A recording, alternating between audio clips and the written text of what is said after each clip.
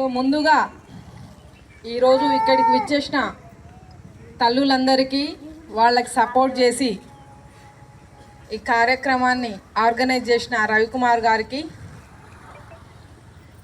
And ఇక్కడిగా ఇచ్చేసిన అధికారులకి అందరికీ కూడా నమస్కారం అండి. సో ముందుగా మాతృ దినోత్సవ శుభాకాంక్షలు తెలుపుకుంటున్నాను. అయితే చాలా వరకు చాలా సమస్యలు చెప్పారు. సో తప్పకుండా ప్రభుత్వం తరపు నుండి మనం ఏం చేయగలమో అది కంపల్సరీ 100% మీకు రీచ్ అయ్యేటట్టు నేను చూస్తాను.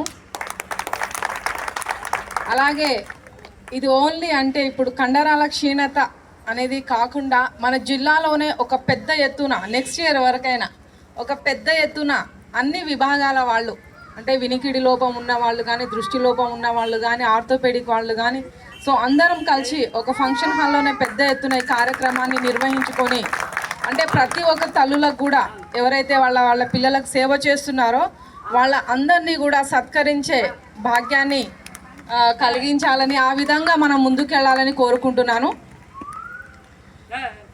సో దేవుడు ఎక్కడ కూడా ప్రతి ఇంట్లో ఉంటాడా?